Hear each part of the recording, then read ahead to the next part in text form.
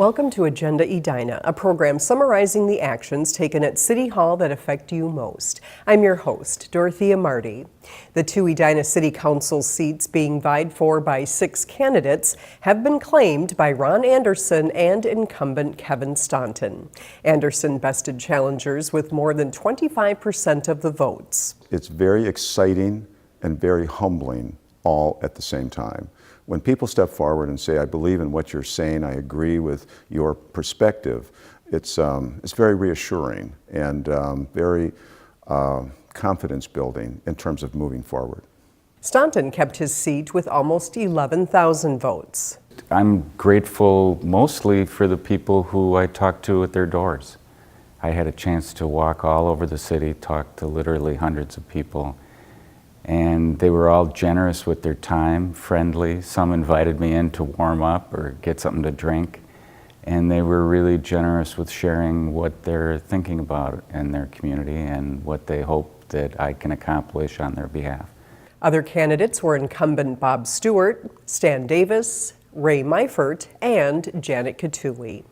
Anderson and Staunton will take the oath of office and begin their 4-year terms in January. Think twice before dumping bacon grease down the drain. Edina has a new law prohibiting fats, oils, and grease, collectively known as FOG, from being dumped into the sewer and drains. FOG damages the city's sewer system, creates blockages, and is one of the main causes of sewer overflows. The Public Works Department has been experiencing more cases of FOG affecting city drains. Recently, the city spent $30,000 performing extra maintenance due to excess fog from a restaurant without an external grease trap. Unfortunately, we're seeing it in residential areas now too. I think the days of Grandma used to keep the coffee can and scrape the bacon fat into it. I think people have forgotten that and they start to rinse it down the sink with hot water and it's out of sight, out of mind. The city will work to educate residents and businesses on the importance of keeping fats, oils, and grease out of drains and sewers. In addition, all new restaurants must have plans in place for a grease interceptor before they are approved by the city. After 3 years of planning and construction, Edina is finally home to a community solar garden. The garden is located in a place where you most likely wouldn't notice. Edina TV's Chris Laskowski shows us this new alternative energy source.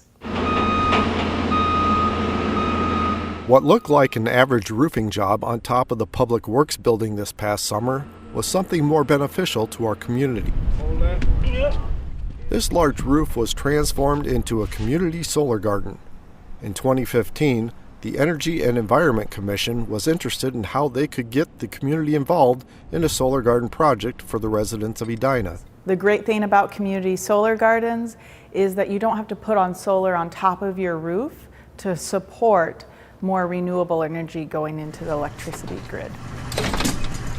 Using this otherwise unused space creates an opportunity for residents to use clean solar power and help reduce greenhouse gases in the city. We've found that on a lot of these big white TPO type membrane roofs, they seem to, instead of being a reflective, as white usually is with the sun, they actually seem to bring us, we've seen higher levels of production on a lot of the white roofs. So, and because this was a new roof, as you can clearly see, it is a wide open area, has several different sections, but we don't have many big vents or air conditioning or rooftop units in the way. So, it's an ideal location because it is in the heart of Edina where the power demand is, and it's a big, flat, open, unshaded roof.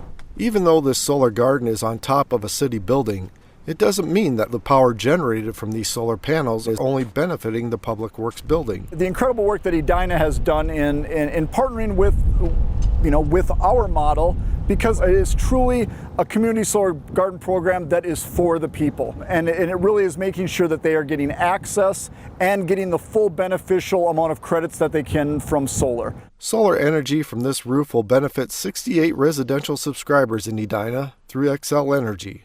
What people may be surprised to find out is that this costs taxpayers nothing. This is being fully funded by Cooperative Energy Futures financing. They own, manage, and develop this. Residents are subscribers, and this provides them an opportunity to save on their energy costs. When the project was ready to go online, Mayor Jim Hovland threw the switch that officially marked the first day of solar power entering the electric grid. We're going to hit the clean energy switch. Here we go. 1, 2, 3. With the demand for more clean energy, many residents want to know how they can sign up. Well, we don't have any other community solar gardens coming online here in Edina, but you are welcome to go to CERT's Solar Project Builder, or you're welcome to reach out to the partner that we had, which was Cooperative Energy Futures, to see what future solar gardens they have that you could subscribe to. For Edina TV, I'm Chris Laskowski. The energy generated from the community solar garden will go into the Xcel Energy grid and can be transmitted anywhere it is needed. Thank you for watching this episode of Agenda Edina. I'm your host, Dorothea Marty.